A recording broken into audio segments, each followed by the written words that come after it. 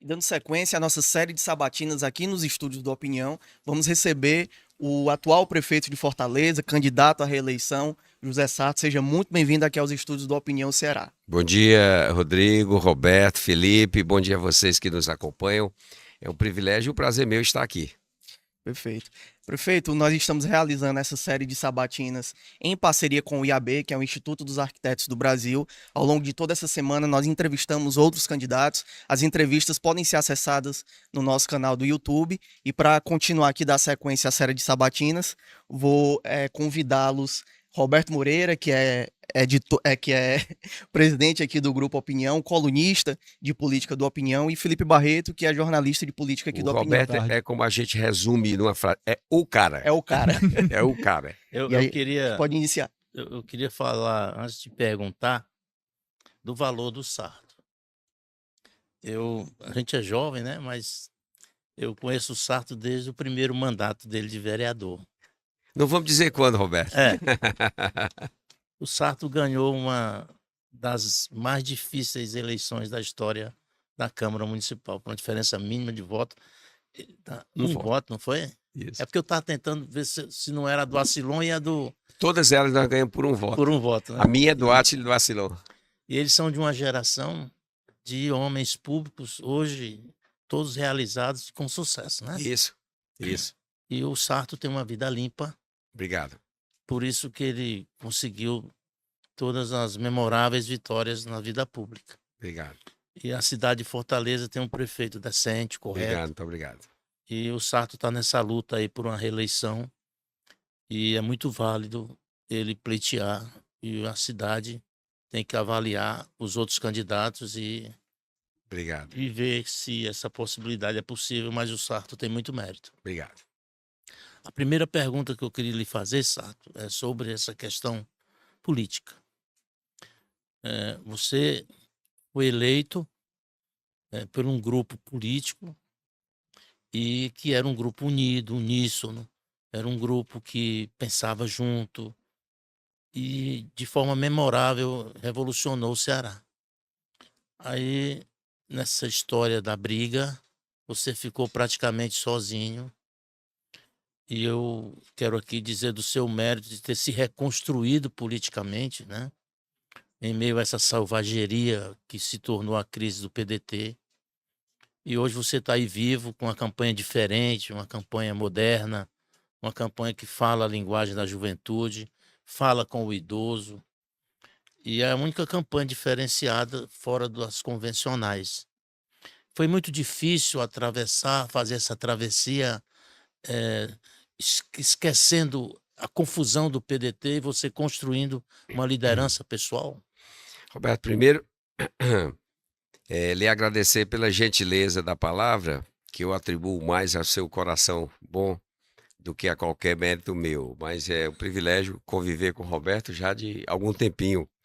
Ele no jornalismo e eu na vida pública, tivemos a oportunidade de nos encontrar diversas vezes, né? Então, eu atribuo mais ao coração gentil e grandioso que ele tem do que qualquer mérito que eu possa ter. Na verdade, você falou uma coisa muito, muito importante e eu já repliquei isso. Meus amigos brigaram e não me avisaram.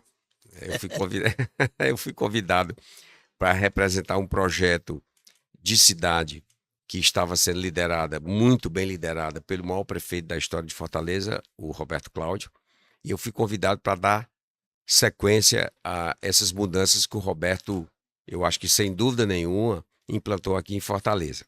E logo após a minha eleição, eu tive, vamos dizer assim, a tristeza de ver um grupo político que era homogêneo, coeso, em defesa de projetos, por razões que só a eles cabe a explicação, não cabe a mim, eu não vou aqui atribuir juízo de valor para nenhum deles, mas os meus amigos brigaram e a crítica que eu faço é generalizada. Esqueceram o bem comum.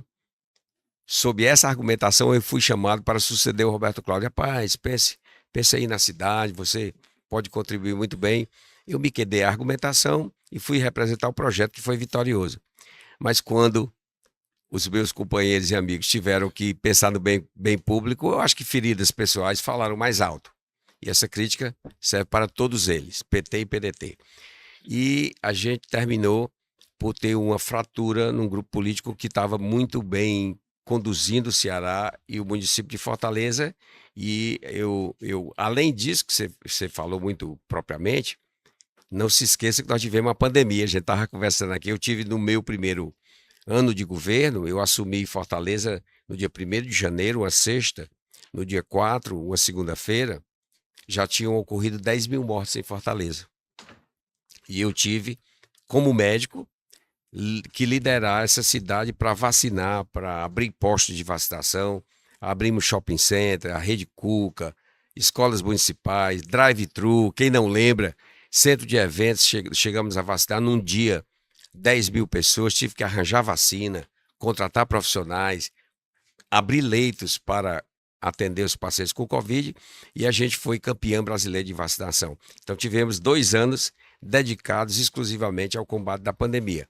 E isso fez com que a gente, por sermos campeões da vacinação, a economia voltou mais rapidamente. E hoje Fortaleza é a maior economia do Nordeste, a melhor educação do Brasil. Dentro desse ponto, Sato, só um questionamento para aproveitar, pedir licença. O que a oposição tem usado em relação à pandemia, a Fortaleza ter vacinado primeiro, ter se adiantado, né, no processo de vacinação e ter iniciado a abertura econômica primeiro, a oposição está atribuindo isso ao Camilo.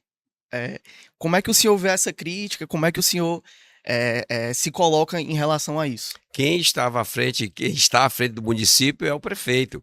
O que eu fiz com o governador Camilo foi uma parceria. Cabia ao governo do estado a adquirir as vacinas com a pactuação com o município, que a gente pagava, e cabia ao município fazer a distribuição e a vacinação. Graças a uma excelente equipe de saúde de Fortaleza, que nós lideramos aqui a vacinação em Fortaleza, porque quem estava liderando não era o governador Camilo, quem estava liderando era eu pessoalmente, como médico vacinando, com as equipes de saúde vacinando. Agora, quem tem boca diz o que quer. Por exemplo, tem gente que diz que a Terra não é mais redonda, a Terra é plana. Tem gente que diz que vacina não salva. Tem gente que é contra a vacina. Tem gente que na pandemia estava sugerindo ao povo que tomasse cloroquina, que é uma medicação que pode matar. Tem gente que não acreditava no isolamento social. Tem gente que estava brincando na praia, enquanto eu estava aqui vacinando a população. Tendo tido Covid na campanha em 2020. Eu fui para a UTI, quase sou entubado. Saí do hospital direto para o comitê, direto para a campanha. Mesmo tendo tido Covid por 2 ou 3 vezes, eu fui para a linha de frente vacinar, enquanto tinha gente que estava se escondendo. Prefeito, eu queria voltar um pouco nessa questão do rompimento, né, da aliança política entre o PT e o PDT, que aconteceu ali em 2022, começo de 2023, e esse rompimento tem gerado aí uma certa falta de diálogo entre a prefeitura, ou uma dificuldade de diálogo, né, entre a prefeitura e o governo do estado, que tem causado aí tem afetado setores como a saúde, como a segurança pública.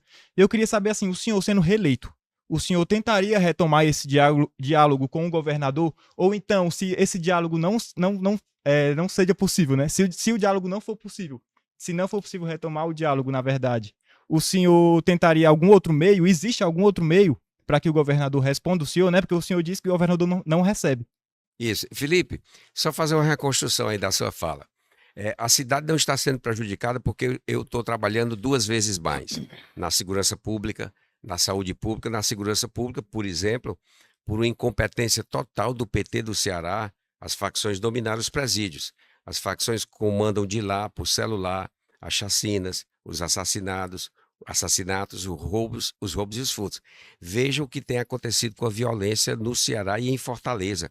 Ela atingiu níveis inaceitáveis. Por isso é que eu estou tendo que armar a guarda, capacitar, treinar para depois armar a guarda, fazendo blitz no transporte público. Isso por conta de uma inoperância total do PT do Ceará. Quanto à questão do governador, ao ser eleito este governo, eu pedi 9 vezes audiência ao governador. Isso está documentado. O governador não pode ser, porque nós temos os documentos. No governo de transição, eu já havia pedido audiência ao governador e nós temos testemunha disso.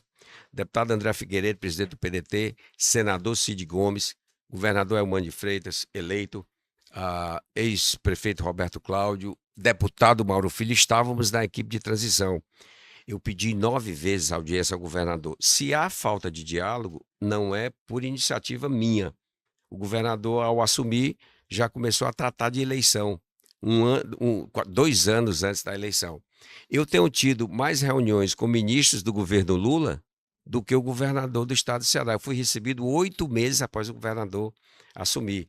E nós não estamos falando aqui da pessoa física, José Sarto. Nós estamos falando do prefeito da cidade. O que os governantes devem compreender e têm que entender é que ele é governante de um povo, de uma cidade, de um estado, de um país. Eu não posso compreender que o governo do PT só vai atender prefeito do PT. Isso aí, para mim, é ir na contramão do que reza a cartilha do espírito democrático. O governante, eu sou prefeito do PDT, mas antes de ser do PDT, eu sou prefeito de toda a cidade de Fortaleza. Eu tenho que atender a todos os vereadores, escutá-los, ouvir todas as instituições da sociedade civil. O governante, ele tem que ser suprapartidário. E é o que parece não está acontecendo com o governo do PT aqui no Ceará. Qual seria a saída? Existe algum meio? Não, que... eu tenho pedido e reeleito, vou pedir de novo ao governador para que a gente sente institucionalmente e para que a gente discuta a questão da segurança pública em Fortaleza, a questão da saúde pública aqui em Fortaleza. Mas deixa eu te falar, com relação a isso, a cidade não tem sido prejudicada porque nós temos trabalhado dobrado. Por exemplo, no subsídio ao transporte público. Até o governo anterior, nós tínhamos um subsídio mensal de 4 milhões por mês. Esse subsídio foi cortado, mas nós não deixamos de fazer o subsídio. Nós ampliamos o subsídio para o transporte público, inclusive fazendo passe livre estudantil, que era um sonho de toda a garotada estudantada, e implementamos pela primeira vez o passe livre estudantil sem nenhum condicionante. Então a população não está tendo prejuízo. Eu é que tenho que trabalhar 2 vezes mais, pela prefeitura e pelo governo do estado. O prefeito, eu queria colocar um ponto aqui na nossa conversa que eu considero, na minha visão, de lucidez. O senhor vê a cidade apartada? O senhor vê algo que está errado, que o senhor acha que possa corrigir caso seja reeleito? Tá. A cidade, Roberto, ainda está dividida. Nós temos uma dívida histórica com a periferia da cidade. Eu cresci na Barra do Ceará, sou cria da Barra do Ceará, eu sou da periferia. E o que nós estamos fazendo agora é unificando a cidade. Como exemplo emblemático, vamos pegar a nossa orla. Eu estava conversando com o pessoal aqui sobre a orla. Vamos pegar a Barra do Ceará. Eu reformei, iluminei a Ponte da Barra, fiz a Avenida Beira Rio. Quem não conhece a Barra do Ceará, porque nós tivemos 2 anos de pandemia que, por conta do isolamento social, muita gente não conhece ainda, mas toda a Barra do Ceará está requalificada, Vila do Mar, vindo pelo Pirambu, Praia de Iracema. Devolvi recentemente um patrimônio histórico da cidade, Ponte dos Ingleses, e interligando com a beira-mar de todos. Nós estamos unindo a cidade. Agora, esse passivo ainda existe. Nós estamos direcionando para a periferia da cidade 92% do orçamento da prefeitura. Se você quiser conhecer a periferia, vá no Bom Jardim, vá no Janguruçu, vá no Aracapé, vá no Vila Velha, vá na Praia do Futuro, no Vicente Pinzon, vá nesses bairros que você vai ver o impacto que está tendo na transformação urbana da cidade, e isso está reduzindo as diferenças. Nós precisamos evoluir mais, mas nós temos tirado, eu diria que a gente tirou muito atraso desse passivo histórico de desigualdade que a cidade tem. Nós estamos conseguindo fazer Fortaleza uma Fortaleza só. O que é boa para a região leste, Beira-Mar, é boa para a região oeste, Barra do Ceará. Por exemplo, hoje, muito turismo náutico, kitesurf, está indo para Barra do Ceará, Cumbuco. A gente está tendo uma requalificação natural da nossa orla. E o que nós estamos fazendo é integrando a cidade numa só.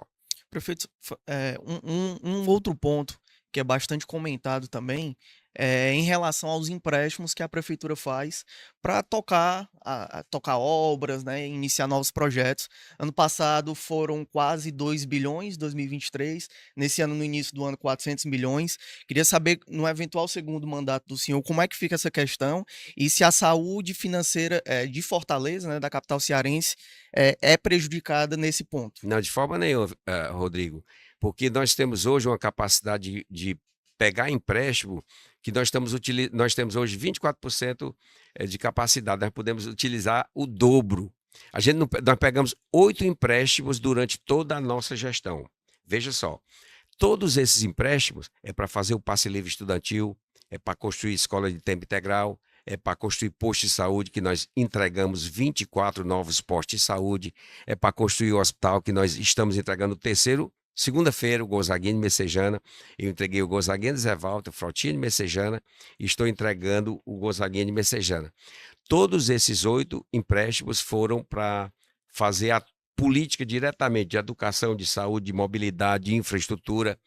Veja, vamos fazer um comparativo. O governo do estado do PT do Ceará já pediu 13 empréstimos em 1 ano e 7 meses. Nenhum deles para fazer obra pública, todas para rolar dívida. Nós pedimos 8 empréstimos em 4 anos, todos eles se transformando em um benefício que a população percebe.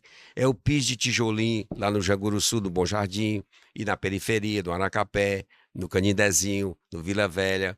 É o posto de saúde, 24 unidades entregues, é o hospital, é a escola de tempo integral, e a capacidade fiscal de Fortaleza está preservada. A gente só não pega mais empréstimo porque os bancos têm que dar para outras entidades. Mas nós temos uma capacidade, orçamento em dia, pagamento de servidores em dia, funcionários em dia, a economia crescendo este ano. O nosso orçamento é 16 bilhões de reais. Neste ano, nós vamos ter o volume recorde de investimento de infraestrutura com 1,1 bilhão de real na periferia. Você pode andar em toda a periferia da cidade. Você vai ver a obra da Prefeitura de Fortaleza. O prefeito, só para concluir a minha pergunta, daqui a pouco a gente vai ter a grata satisfação de receber aqui o Romeu Duarte e o Jefferson.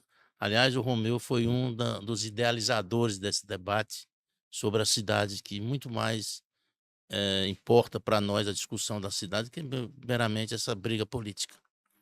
E eu queria fazer uma pergunta antecipada à presença deles sobre a visão do senhor em relação a essa onda de construção de arranha-céus em Fortaleza e a destruição da memória da cidade, os bangalôs, prédios antigos. O senhor teve um embate aí com o Estado e até o governo federal em relação à Praia de Iracema, o hotel lá, o Dom Pedro, né? São Pedro São Hotel. Pedro. Como é que o senhor vê essa questão? Olha, eu vejo com a parcimônia de quem tem que mediar conflitos entre urbanismo e desenvolvimento sustentável. O que nós estamos fazendo em Fortaleza, por exemplo, no caso de São Pedro, Roberto, esse edifício já estava condenado há muitos anos. Nós já tivemos 3 óbitos lá dentro. E eu disse até brincando para o Instituto de Arquitetos, o Jefferson, meu amigo, que eu não iria sujar minhas mãos com sangue. Eu autorizei a demolição. Depois que estava demolido, veio o governo federal, depois que o cachorro estava morto, não vamos usar essa metáfora que é contra, né? Mas depois que o problema estava resolvido, o governo vem dizer que quer usar para um campus da Universidade Federal. O que nós temos que adequar, e isso está ocorrendo nesse exato momento, com a revisão do plano diretor. O plano diretor, a cidade foi dividida em 35 territórios, nós estamos tendo reuniões de reavaliação do plano diretor, que deveria ter acontecido anteriormente, mas por conta da pandemia se estenderam os prazos. E esses instrumentos de mediação serão certamente observados para que Fortaleza cresça com sustentabilidade. Eu me orgulho hoje de dizer que nos 3 anos e 8 meses de gestão, nós não tivemos nenhum incidente de maior monta na área de sustentabilidade. Fortaleza é uma das cidades que tem o maior percentual de plantio de árvores Nós já temos mais de 261 mil árvores plantadas. Resgate dos nossos parques urbanos. Raquel de Queiroz, Lagoa de Messejana, Lagoa do Opaia, Parque Rio Branco, Parque do Mudubim, Lagoa do Urubu. Todos esses equipamentos estão sendo restaurados e reintegrados, entregues para a população. E certamente o IAB, o Jefferson, o professor Romeu, tem uma importante contribuição a dar para a discussão de um projeto de cidade sustentável, que seja moderna, mas que, evidentemente, preserve o que está na ordem do dia, que é a ecossustentabilidade. Prefeito, o senhor como médico tem grande experiência na área da saúde, né? Mas esse tem sido o setor que tem sido bastante criticado pelos outros candidatos, né? Seja em campanhas ou mesmo nos debates. Eles criticam aí as filas para marcar consultas, para cirurgias, uma suposta falta de medicamentos. E eu queria saber com o senhor, assim, dessas críticas, existem algumas que o senhor vê e percebe ali que pode ser melhorado, que deve ser melhorado alguma coisa, e também tem críticas, o senhor vê, na verdade, que tenham críticas que talvez sejam mais para jogar para o eleitor. Então, existe essa diferenciação dessas críticas, como Vamos o senhor lá, percebe? vamos lá, Felipe. Eu gostei da suposta falta de medicamentos. Isso aí é o seguinte: nós temos um aplicativo que eu até recomendo aos que nos acompanham para baixarem ele no seu celular, chamado Mais Saúde Fortaleza. Nesse aplicativo, você vê em tempo real o estoque de medicamento. E eu tenho tido muitas rodas de conversas e as pessoas, mas está faltando medicamento no posto. De qual é o medicamento? Aí a pessoa fica assim pensando, não sabe dizer. Está faltando médico do posto, qual é o posto? Não, é porque me disseram. Na verdade, tem muita fake news, tem muita mentira. E vamos lá, Felipe. Eu sou médico, passei a vida toda trabalhando no serviço público. Entreguei 24 novos postos de saúde. Entreguei 3 novos hospitais. Estou entregando remédio em casa. Tá tudo perfeito? Tá não. Mas vamos lá, quem é que tem mais moral para falar de saúde? É quem entregou em 4 anos 24 postos de saúde ou quem entregou em 8 anos um posto de saúde? É quem, por exemplo, passou uma chuva como secretário de saúde de Maracanaú e se pretende doutor e pós-doutor em saúde pública. Me perdoe, me perdoe. O Fortaleza, isso é brincadeira. Saúde não é um problema simplista que você resolva. Tem fila de espera? Tem. Mas vamos lá. Vamos lembrar que eu assumi na pandemia. Eu tinha que providenciar leito, contratar gente, providenciar vacina, vacinar a população. Fizemos isso exemplarmente e fomos campeões brasileiros de vacinação. É por isso que a economia voltou rápido. Você dizer que vai resolver o problema de saúde com um estalar de dedos, com fórmulas mirabolantes, com ideias malucas, isso a população está sendo enganada. Não vai ser enganada, porque eu acredito que não será enganada. Você dizer que tem uma telemedicina no município aqui de Maracanaú, quando tem na internet, é só pesquisar lá. Tem usuários que vão no posto de saúde e não tem remédio. E o que recebe é um papelzinho com um número para ligar e a pessoa liga e não atende. Isso é uma telemedicina de Araque, gente. Isso é mentira. Eu sei que existem problemas. Fila de espera. Por conta da pandemia, houve natural acúmulo de cirurgias que as pessoas estavam morrendo de Covid. Qual era a prioridade? Combater o Covid. Fizemos isso. Ampliamos a atenção básica com 24 novos postos de saúde. Agora, a nossa missão, reduzir fila de espera de exames, consultas especializadas e cirurgias, fazendo um pacto com a iniciativa privada. Como aconteceu em São Paulo. O Dória fez lá uma experiência muito positiva de utilizar a rede privada naquele horário ocioso para fazer exame de ressonância, tomografia, ultrassom, PET scan e para fazer mutirões de cirurgia. E isso a gente já está fazendo, mas nós vamos avançar muito mais. Contratar 1.000 novos médicos e construir 6 novas UPAs 24 horas para melhorar o atendimento de urgência e emergência, dobrando as UPAs que a gente tem aqui em Fortaleza. Eu queria, Rodrigo, encerrar aqui minha participação e eu quero fazer uma pergunta ao Sarto que eu acho que a maioria da população quer fazer. Como é que surgiu a Juliette, o Sarto de calça apertada, sapatinho de garoto, a roupa toda moderna, uma campanha diferenciada dos demais? Como é que surgiu isso e qual o efeito disso que vocês têm? Vocês devem ter alguma resposta nas pesquisas de vocês. Como é que está essa aceitação? Como é que a população vê esse Sarto aí, jovial, bacana? Mais bonito. Também, né? A Juliette, como toda boa descoberta, ela surgiu por acaso. A gente A usou no Juliette é uma paraibana, né? A Juliette é um óculos que foi imortalizado no filme Missão Impossível do Tom Cruise. Sim. E Juliette passou a ser símbolo das aspirações da periferia, que não pode comprar um iPhone, que não pode comprar um Nike. Passou a ser um instrumento que representava, traduzia toda a inquietação, a rebeldia, as aspirações da periferia, de onde eu vim. Cresci na Barra, sou cria de lá. Então, Juliette não é apenas um artefatozinho, um óculosinho, não. Juliette tem todo um simbolismo por trás. E foi uma descoberta por acaso. A gente estava fizemos uma peça e foi muito bem aceita, viralizou. Todo mundo está usando Juliette hoje no Ceará. E com relação vamos dizer assim, a atualização da comunicação, Roberto, eu tenho dito o seguinte, que na vida só tem uma coisa que é estática, que é parada, que não se move. É a burrice. A inteligência é dinâmica, é cinética, se movimenta. A inteligência aprende com os erros, aprende com o dia a dia, aprende com os imperativos da ordem mundial. E a nova ordem mundial se diz com a rede de computadores, internet, comunicar com a juventude. Toda essa galera tem uma forma de comunicar. E a forma para a gente chegar nessa população, ela deve ser atualizada. O que nós fizemos foi atualizar a maneira de comunicar. E tem sido muito bem recebida. Prefeito, para a gente dar continuidade aqui ao nosso debate, gostaria que o senhor sorteasse 2 envelopes. Foram instituições que nos mandaram alguns questionamentos, 4 instituições. Não vale escolher, não. Tem que.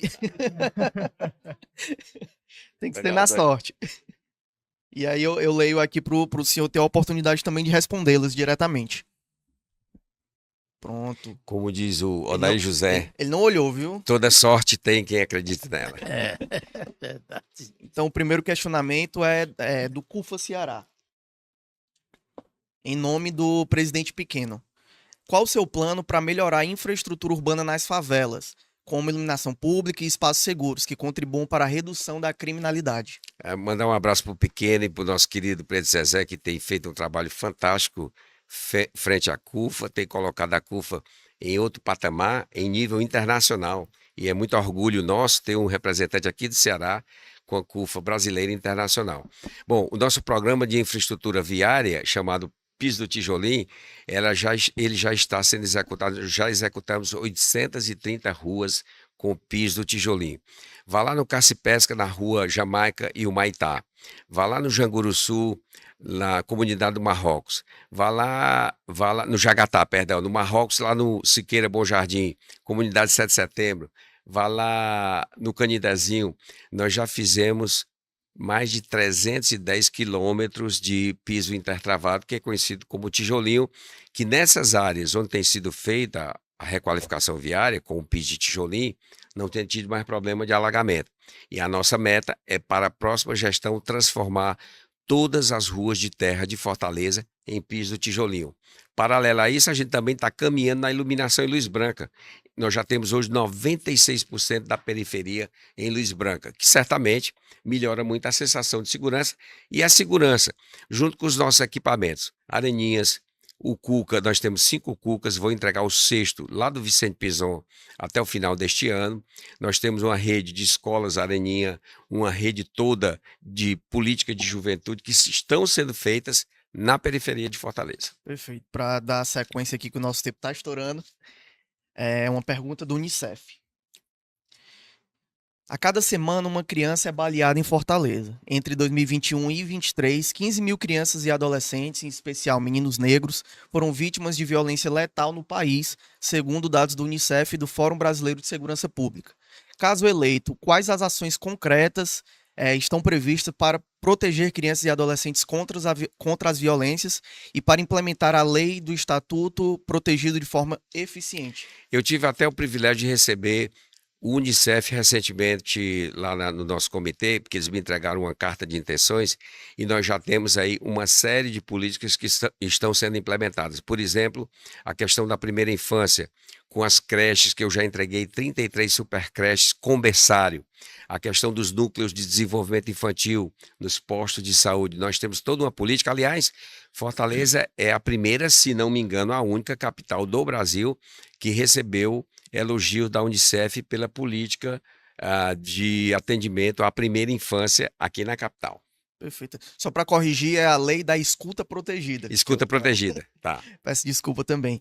Quero agradecer aqui a participação tanto do Roberto como do Felipe. Numa próxima oportunidade a gente se encontra. E só para explicar, prefeito, a gente criou esse debate, essas sabatinas, em parceria com o IAB, porque eles estão lançando uma carta nacional voltada aos candidatos a prefeito, a vereadores, para discutir a cidade, né, com propostas para a cidade. E para isso eu queria convidar aqui o Romeu Duarte, que é ex-presidente estadual e nacional do IAB e conselheiro vitalício do Conselho Superior do IAB. Seja muito bem-vindo, professor. E também a Brenda Rolim, que é presidenta do Conselho de Arquitetura e Urbanismo do Brasil. Seja muito bem-vinda também. Eu vou pedir para vocês direcionarem as perguntas para o prefeito e ele tem 2 minutos e meio para respondê-los. Vou pedir para a gente tentar ser breve, né, nesse questionamento, para a gente oportunizar o máximo de perguntas possíveis. Bem, é um prazer estar aqui. Estou aqui representando o Departamento do Ceará do Instituto de Arquitetos do Brasil, né, na condição de ex-presidente e também presidente e conselheiro vitalício da direção nacional. Prefeito Sarto, o que é que nós podemos esperar dessa nova formulação, desse processo de revisão do plano diretor da cidade de Fortaleza, né? E de que forma o Fortaleza 2040, né, que foi um projeto inovador, né, de que forma ele vai influenciar a elaboração desse novo plano diretor? Isso. Professor Romeu, é um privilégio estar aqui batendo um papo com você. O Fortaleza 2040 é o norteador. Para quem não lembra, ele foi concebido lá na gestão do ex-prefeito Roberto Cláudio, com a participação do Eudoro Santana, do meu vice-prefeito Elcio Batista, e é um grande documento que reuniu diversos setores da sociedade civil, arquitetos, músicos, artistas, lideranças comunitárias. E hoje o Fortaleza 2040, ou 2040, como você coloca, é uma bússola para a revisão do plano diretor da cidade que está acontecendo em curso neste momento. Nós estamos em processo de discussão com 35 territórios. Todas, salvo engano, todo segundo sábado do mês existem reuniões em que são chamados os diversos territórios, as diversas representações, e o Fortaleza 2040 é a bússola que norteia a revisão desse plano diretor, que agora está em fase de discussão. A etapa seguinte é a conclusão desse primeiro momento, depois vem para a prefeitura, que elabora um anteprojeto, envia à Câmara, e na Câmara também vai ter muita audiência pública, muita discussão com toda a sociedade civil organizada para discutir qual é a cidade que a gente está querendo. Que cidade a gente pensa em viver daqui a alguns anos. Fica à vontade. Obrigada pelo convite, é um prazer estar aqui. Prazer, Brenda. Poder conversar com você e trazer as perguntas, né? Estar aqui representando os arquitetos do Ceará. Ainda sobre o tema plano diretor, a gente entende que a ideia desses planos é promover um futuro mais saudável para as cidades, mais justo, né? E inclusive mais verde, né? Que essa é uma grande pauta. E a gente tem algumas zonas, como a zona da Sabiaguaba, né? Que era uma zona que tinha um interesse ambiental, que nessa revisão do plano está sendo considerado como a zona com outros índices que provavelmente vão estimular a construção, né? Não seria mais interessante, né, que a gente otimizasse o que a gente tem ainda de verde, né, que ele fosse, ao invés de se tornar um lugar construível, ele fosse um local mais protegido e a gente adensasse as zonas que já existem com infraestrutura, né? Sabemos que temos vários vazios urbanos e, infelizmente, essa lógica não está sendo contemplada no plano diretor. Uhum. Quanto à proteção das áreas verdes, qual será a postura da prefeitura, né, diante desse problema, que é uma causa urgente e que toda a sociedade está engajada em torno disso? Muito bom. Muito obrigado pela sua pergunta, Brenda. E dizer que você colocou muito provavelmente, né? O plano diretor ele está sendo discutido, está sendo revisado nesse exato momento. E é uma discussão muito plural. Eu acho que tanto o Instituto IAB de Arquitetos do Brasil, como todo o segmento da sociedade, tem que participar, influenciar e decidir especificamente sobre o caso da Sabiaguaba. Sobre as outras questões, veja o que nós já fizemos aqui em Fortaleza com relação aos nossos parques urbanos. Vamos lá para o Parque Raquel de Queiroz. O que antes era uma área completamente degradada, eu estive lá anteontem. É uma área completamente requalificada. Aliás, ganhamos prêmios internacionais de urbanismo com o Parque Raquel de Queiroz. Nós estamos interligando o Raquel de Queiroz a Sargento Hermínio, que também era uma outra área. A Avenida Sargento Hermínio passou décadas paradas. Nós estamos integrando o polo da Sargento Hermínio com o Parque Raquel de Queiroz. Vamos cair um pouquinho mais para Messejana, a Lagoa de Messejana, completamente restaurada. Vamos cair um pouquinho mais para outra banda aqui, a Lagoa do Alpaia. Também estive lá recentemente. Entregamos a primeira etapa e a segunda etapa com a requalificação da Lagoa do Alpaia. Vamos mais para uma área periférica, lá para o Álvaro N, Lagoa do Urubu, toda requalificada também. Além de, já entregamos 12 microparques em Fortaleza, estamos ampliando para 30 e temos o maior percentual de plantação de árvores aqui em Fortaleza. Já plantamos mais de 261 mil árvores. E outra importantíssima, o Parque Passaré. Eu fui lá recentemente.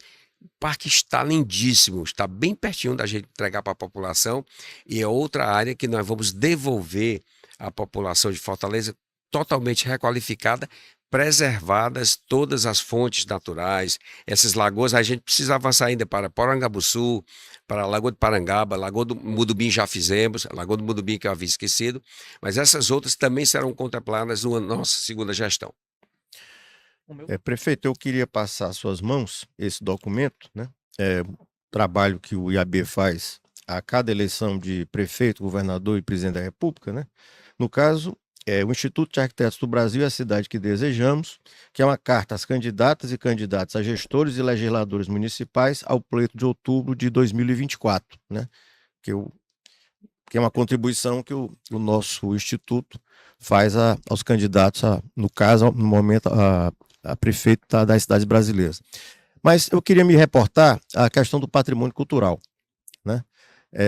Nós tivemos aí pelo menos duas situações traumáticas, né, em Fortaleza, né, na sua gestão, que foi a demolição do edifício São Pedro, né, e a demolição do Casarão dos Gondim, né, uma demolição que ocorreu no edifício. Os dois edifícios estavam em tombamento provisório, né, e foram demolidos, né. Ontem, na reunião do Conselho de Patrimônio do município, do qual eu faço parte representando a UFC, nós discutimos a situação lá do Jacarecanga, né, que é uma área de relevante interesse cultural, e vimos também que lá há edifícios que, em processo de tombamento provisório, que estão fechados, abandonados, né, e sem previsão de proteção. E se não houver essa proteção, eles podem, inclusive, ser demolidos, como aconteceu com os outros, né? Então, pergunto, por que o patrimônio ele não participa da gestão da cidade de uma maneira mais incisiva? Tá. O que eu tenho recebido por parte do secretariado, se eu estiver equivocado, me corrija, professor Romeu, é que todos esses coletivos, eles debatem em órgãos plurais, que se tem vários debates. No caso específico do Hotel São Pedro, isso eu trouxe para mim mesmo a responsabilidade, porque eu acompanhei de perto. Lá no edifício São Pedro, há mais de décadas, condenado, estava prestes a ruir, a cair. Nós já tínhamos tido a ocorrência de 3 óbitos no local. E nós tínhamos o risco iminente de cair e ter um prejuízo muito maior. E eu assumi a responsabilidade pela demolição, porque creio que não era razoável perder mais nenhuma vida por conta da preservação do São Pedro, que era inviável. Todos os estudos, eu acompanho isso há décadas, não é de agora não. Desde 2000, do ano 2000 que eu acompanho de perto a questão do São Pedro.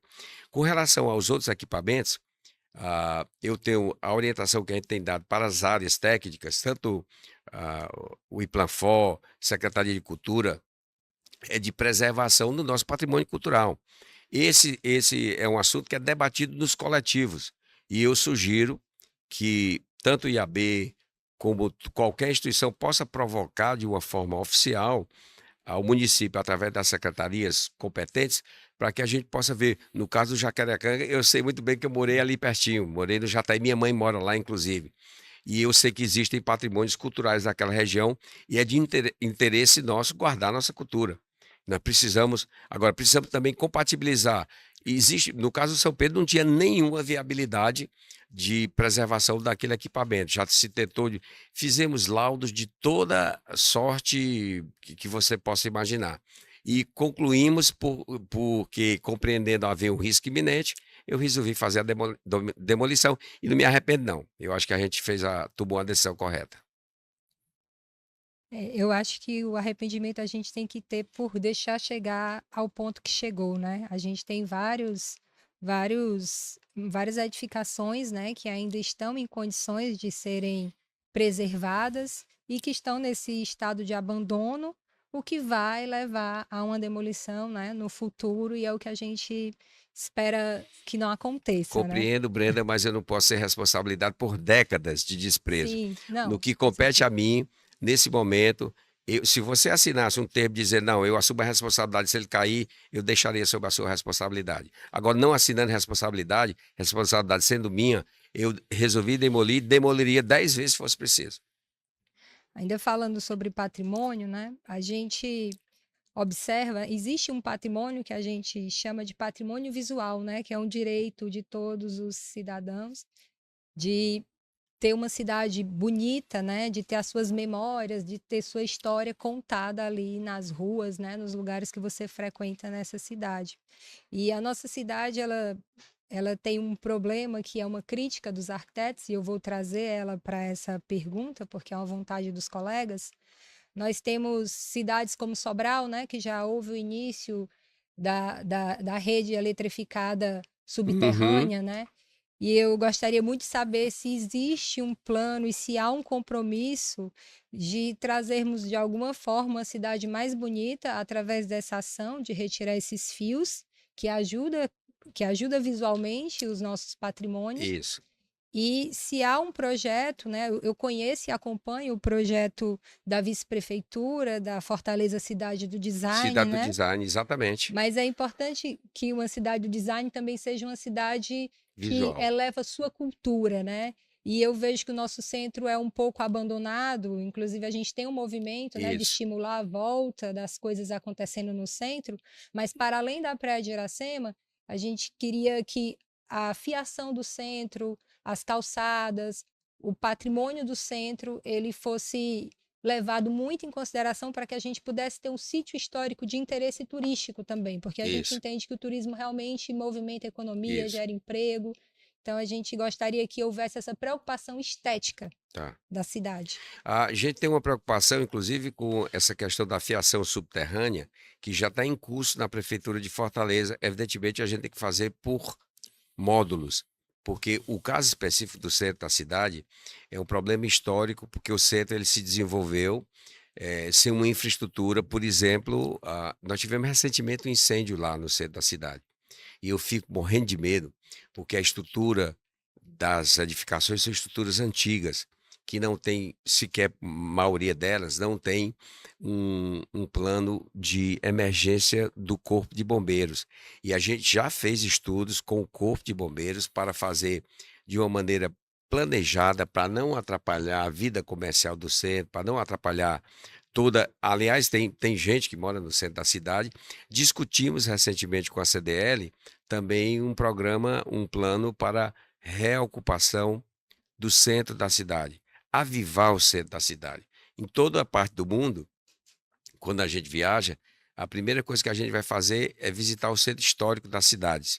E Fortaleza precisa resgatar esse centro da cidade. No que diz respeito à internalização da fiação, está em andamento um processo por módulos. Ao que diz respeito à questão de revitalizar o centro da cidade, nós fizemos aqui o Parque das Crianças, fizemos o terminal da Zé de Alencar, o terminal da Coração de Jesus, mas tem um centro, todo ele, que é muito comercial e que precisa haver uma ação muito agressiva economicamente, porque só vem morar no centro, só vem morar uma população de 60 mil trabalhadores do centro da cidade, só viria morar no centro da cidade se tivesse escola, posto de saúde, porque ninguém vem trabalhar no centro e volta para o seu bairro. E é uma discussão que está sendo feita com a CDL para que a gente possa apresentar um projeto de centro viável, esteticamente possível e bonito, evidentemente, para toda a cidade de Fortaleza. Bem, prefeito, Fortaleza, como se sabe, é uma cidade turística, né? É uma cidade que teve um crescimento vertiginoso nos últimos, principalmente do ponto de vista econômico, né, nesses últimos anos. A gente também tem notícia, né, de obras na orla que foram realizadas, né, como é o caso da entrega recente da Ponte dos Ingleses, que inclusive é um bem tombado pelo município de Fortaleza.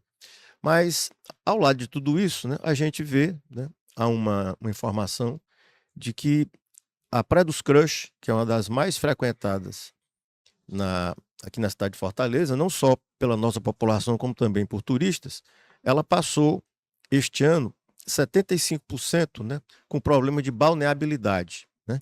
E quem lê jornal vê que há um ponto de atrito, né, entre vários outros que existem entre a Prefeitura de Fortaleza e o Governo do Estado, que é exatamente sobre o peso dessa responsabilidade, Isso, né, do esgotamento lançamento de dejetos, muitas vezes até in natura no mar. Então, Isso. queria que o senhor respondesse como é que está essa situação, porque isso fica muito feio para a cidade de Fortaleza. Isso, isso é um problema que a SEUMA, Secretaria de Urbanismo e Meio Ambiente, está lidando diretamente com a CAGES. Nós temos um sistema de monitoramento por vídeo de toda a nossa tubulação lá. E a CAGES é uma concessionária de serviço público que é responsável por essa questão e tem tido um diálogo, às vezes não muito fácil, com a Prefeitura de Fortaleza. E nós estamos atentos a toda essa orla, está ficando lindíssima e nós não vamos deixar, sob hipótese nenhuma, que esse problema não seja resolvido. A gente tem tido aí diversas reuniões recentemente, existem críticas que a gente recebe com muita tranquilidade, mas que precisa ser compartilhada e discutida conjuntamente com a concessionária, que é a CAGES, que a gente tem cobrado insistentemente para que esse problema seja resolvido. Temos para mais 2 perguntas. Sobre arquitetura e urbanismo, né? Você citou parques, né? Ações da prefeitura, né? Com o trabalho dos arquitetos e os urbanistas, que nos renderam até prêmios, e que mudam realmente, né, a situação, né, que mudam a vida das pessoas. A gente entende que a arquitetura e urbanismo, ela devia ser uma política pública, né? Principalmente em relação à moradia, porque uma casa mais saudável é uma casa onde as pessoas adoecem menos. E isso depende de ventilação, de iluminação. A gente sabe que o sol, ele é o melhor desinfetante que existe até hoje, né? Então, existe uma lei, que é a Lei de Assistência Técnica, que promove para as pessoas, através das prefeituras, o contato com o profissional de arquitetura e urbanismo. A gente não vê essa lei, apesar de existir, a gente não vê essa lei sendo aplicada. Eu queria saber se o senhor conhece essa lei, se o senhor tem interesse, né, de trazer realmente essa aproximação da população com a arquitetura de qualidade, fornecendo esse serviço do arquiteto através da prefeitura para mudar a vida das pessoas, não só pela segurança das construções, mas pela qualidade das construções em relação à saúde delas e principalmente a qualidade estética também, porque é o que a gente deixa para a cidade, né? A gente sabe que cidades mais bonitas são cidades mais felizes, lugares mais felizes são lugares mais saudáveis e menos violentos. Isso. Bom, a gente tem procurado fazer uma interlocução com todas as instituições, o IAB, com todas as instituições que dizem respeito ao urbanismo, paisagismo da cidade. Recentemente, a gente recebeu o pré-projeto, o anteprojeto lá na Praça do Ferreira, belíssimo, que a gente pensa em já fazer o projeto executivo, concluí-lo, executar e devolver a Praça do Ferreira, como a gente devolveu a Praça Zé de Alencar. Então, nós estamos aí abertos para todas as interlocuções e o momento ideal é esse de revisão do plano diretor, onde a gente tem pensado numa cidade que a gente quer, não só agora, mas que tenha condições de ter moradias para a população, de termos a revitalização do centro da cidade, de termos uma cidade esteticamente mais bonita, com a internalização da fiação, de termos a manutenção dos nossos logradouros públicos, preservação do patrimônio cultural, preservação de lagoas, lagos, como temos tido feito, ampliação de áreas verdes da cidade, devolvendo a ela toda a riqueza que nós temos. Nós temos o Parque do Cocó, Parque Adair Barreto, que são belíssimos equipamentos, e toda essa política tem sido desenvolvida com interlocução muito próxima das instituições, e a gente estimula que vocês também demandem à prefeitura, aos órgãos competentes, quais são as críticas, sugestões, caminhos para que a gente possa, a várias mãos, construir uma cidade que seja pensada, sustentável e boa para todos. Nós sabemos que Fortaleza, né, é uma cidade onde há territórios, principalmente na periferia, onde você tem que pedir licença para entrar, né? São áreas dominadas por facções, por milicianos, né? E as notícias que chegam a nós no cotidiano, né, são de violência, né, de feminicídio, de consumo desenfreado de drogas, né, de morte de aviões, né, como se diz, né, na gíria dos drogados e traficantes, né? E eu perguntaria, né, isso também tem muito a ver com a ausência do Estado, né, nesses lugares. E quando eu falo Estado, é todo mundo. Conceito jurídico. Não é somente a prefeitura, né? Então eu pergunto quais seriam os planos, né, da sua gestão, né, para retomar esses territórios de volta para a cidade e trazer a paz para essas áreas urbanas tão conflagradas, né? Nós passamos recentemente, começo dessa semana, houve aquele problema lá no Carlito Pamplona, né? Um serviço que foi feito de uma maneira completamente errada, né? Como se fez também há 8 anos lá na Vila Vicentina. Né? Então, eu perguntaria, nesse seu trabalho, né, uma vez reeleito, como é que o senhor enfrentaria esse problema aqui em Fortaleza? Professor Romeu, lamentavelmente Fortaleza vive hoje um colapso na segurança pública. Territorialização por facção é o que a gente tem tido notícia todo dia. E é deprimente a gente acompanhar como gestor que espaços públicos sejam dominados por facção. Aí cabe chamar a responsabilidade do governo do PT do Ceará, que precisa fazer uma revisão urgente na sua política de combate ao crime organizado, porque constitucionalmente compete ao governo do estado fazer esse combate.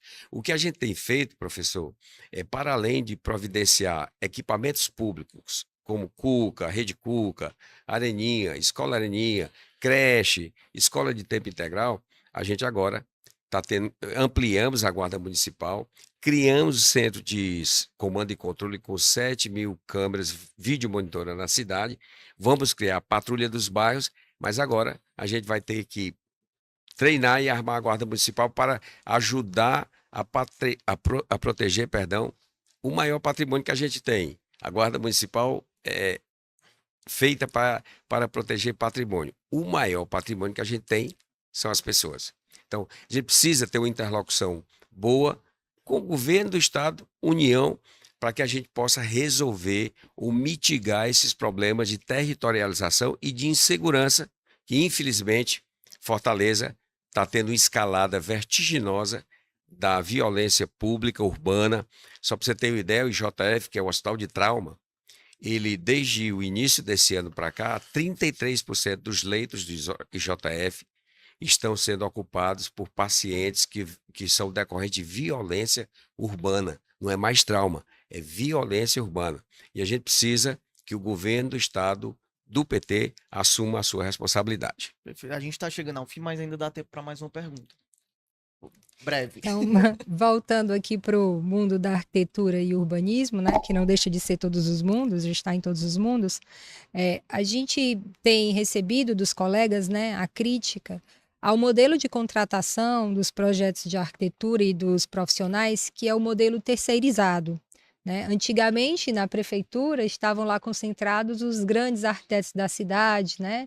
Que tinham bastante conhecimento e davam continuidade a um projeto, né?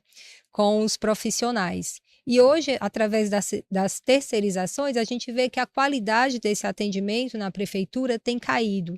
Então, eu queria saber qual é a política da sua gestão em relação à terceirização, porque a gente acredita que o concursado ele tem uma segurança de não perder o emprego, né? Então ele vai trabalhar em prol do que ele Isso. acredita e dos seus princípios. E quando a gente trata de terceirizado, as pessoas acabam ficando um pouco reféns dos seus contratantes.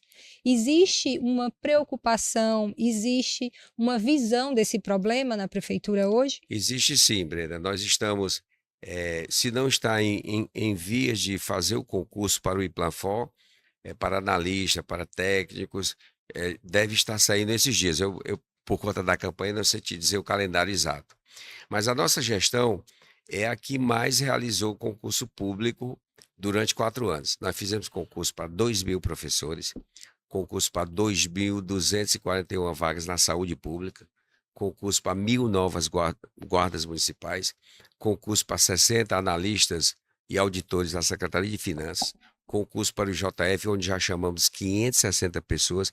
Só na nossa gestão, nós já contratamos 6.100, 6.100 e poucos pessoas decorrentes da realização de concurso público. Para a área de arquitetura, também existe um planejamento dentro da SEUBA, dentro da CEPOG, mas esses foram os concursos que a gente conseguiu realizar esse ano. E você sabe muito bem que a legislação eleitoral me impede de fazer concurso até junho. Então, os concursos que eu deixei para fazer, nós priorizamos, evidentemente, segurança, 1.000 guardas. Saúde, 2.200 vagas. Educação, 2.000 vagas. A Secretaria de Finanças e o Implanfor, 60 e 50 vagas cada um. E a nossa política é de expandir para outras secretarias, como SEUBA, CEPOG, a realização de concurso público. Perfeito. Prefeito, queria agradecer o senhor ter aceito o nosso convite, né? Lembrando que nós convidamos todos os candidatos à Prefeitura de Fortaleza, 6 deles disseram sim ao nosso convite. Ao longo dessa semana nós os sabatinamos. Queria deixar um espaço também para o senhor dar suas finalizações em relação à nossa sabatina aqui. Primeiro, parabenizar a atitude aqui, que não podia ser outra, de quem nasceu na democracia, e dizer que nós vivemos momentos muito complexos da democracia mundial, onde narrativas são impostas a realidades, né? O mundo virtual se sobrepõe ao dia a dia. Eu conversava aqui em off, como a gente diz, que realmente é um desafio muito grande. Eu tenho o privilégio de ser hoje prefeito de Fortaleza, de ter tornado a nossa cidade a maior economia do Nordeste, fazê-la a melhor educação das capitais brasileiras, colocar a maior política de juventude das capitais brasileiras, ser reconhecido nacional e internacionalmente pela mobilidade urbana, reduzindo mortes em acidentes de trânsito. E eu me orgulho muito de hoje liderar essa cidade como a maior economia do Nordeste, tornar Fortaleza principal destino turístico nacional e internacional, realizar grandes eventos. É uma cidade viva que está não só na orla, mas na nossa orla, na periferia, com a economia pujante, crescendo, com a educação melhor do país, e é um privilégio muito grande. E quando a gente está falando sobre eleição, o que nós discutimos não é escolher um candidato de um partido A, B ou C. É escolher a cidade que você quer para o seu filho. Hoje nós entregamos já 33 creches, entreguei 3 hospitais, entreguei 24 postos de saúde. Existem muitos desafios a serem vencidos. O que a gente vai escolher no dia 6 de outubro é a pessoa que vai fazer a condução dessas complexidades que tem a cidade. E para fazer a liderança, a condução de uma cidade que é a maior economia do Nordeste, a 4ª em população do Brasil, não é para qualquer currículo. A gente tem que observar muito bem. Não se trata de preferências pessoais ou de preferências por partidarismos. O que a gente vai discutir mesmo é a escolha de quem vai melhor gerenciar, administrar essa cidade. Perfeito. Muito obrigado. Queria agradecer também ao Romeu e à Brenda que participaram desse debate qualificado. A gente segue junto aí ao longo da manhã. E um agradecimento muito especial também às instituições que nos encaminharam algumas perguntas, né? CDL Fortaleza, o CUFA Ceará, Unicef e Santa Casa de Misericórdia de Fortaleza. Ainda temos 2 perguntas que vão sair ainda hoje com o último sabatinado aqui da opinião. A gente agradece também a parceria da LBM Imóveis, que é uma empresa com mais de 38 anos de atuação e especializada em imobiliário corporativo. Se quiser saber mais, basta acessar o @LBM Imóveis, @LBM Imóveis. A gente ainda tem uma sabatina agendada ao longo dessa sexta-feira, fica com a gente, participe desse debate sobre a cidade e eu tenho certeza que o seu voto será muito mais qualificado com essas sabatinas que estamos realizando. Seja muito bem-vindo e muito obrigado.